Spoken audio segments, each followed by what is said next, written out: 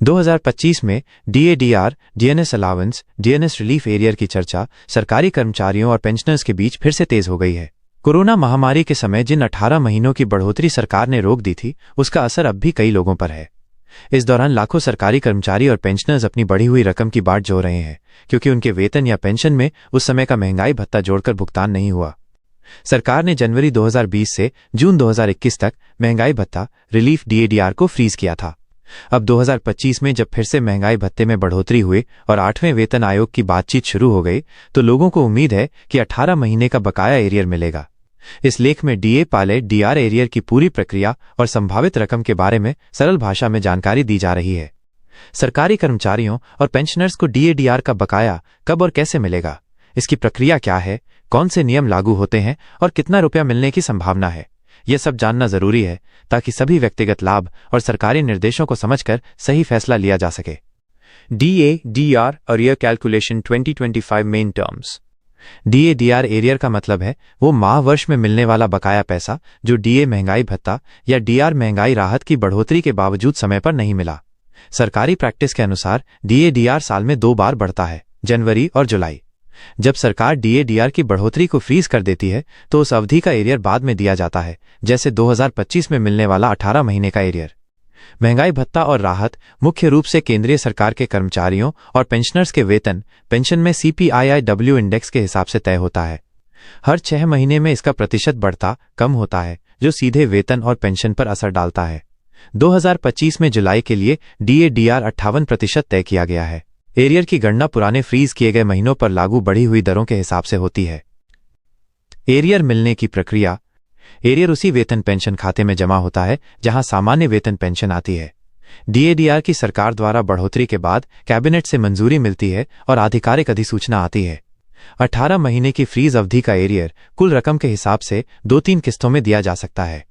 DADR arrear की गणना हर महीने की अलग अलग दर से होती है और कुल गुजरते महीनों का जोड़ किया जाता है। DADR एरियर कैलकुलेशन की प्रक्रिया। DADR एरियर की गिनती आसान भाषा में समझे तो पहले दौर में जाने कि सरकारी आदेश के अनुसार किस महीनों में DADR नहीं मिला। जनवरी 2020, जून 2021। हर महीने की DADR दर अलग अलग रही, जैसे जनवरी 2020 17%, जुलाई 2020 21%, जनवरी 2021 28%, जुलाई 2021 31%। फ्रीज अवधि का कुल महीनों का वेतन पेंशन निकालें। जैसे किसी कर्मचारी का मूल वेतन 30,000 रुपये है तो उस पर एरियर की गणना करें। हर महीने का बकाया DADR निकालें। माह का एरियर इक्वल्स मूल वेतन पेंशन गुणा DADR प्रतिशत माइनस वो DADR जो वास्तविक में दिया गया। DA/DR एरियर गणना के लिए जरूरी बातें।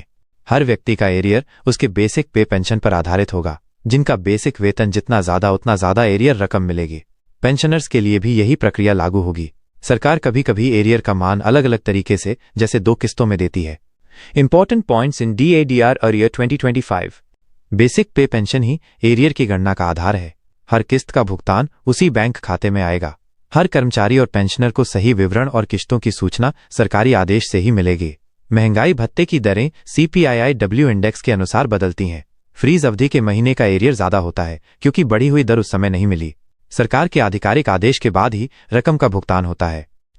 DADR एरियर कैलकुलेशन के लिए उदाहरण।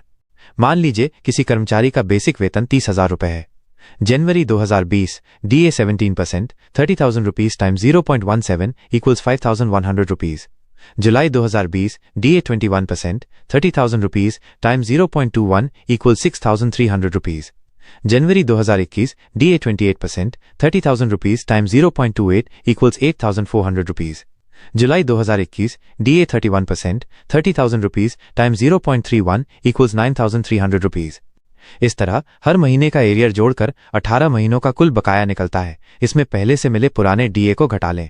एरियर भुगतान में डिस्क्लेमर। सरकार ने फिलहाल 18 महीने के DADR एरियर के भुगतान के लिए कोई अंतिम निर्णय नहीं लिया है। सरकारी कर्मचारी और पेंशनर्स लंबे समय से इसकी मांग कर रहे हैं और सरकार से कैबिनेट स्तर पर मंजूरी का इंतजार कर रहे हैं।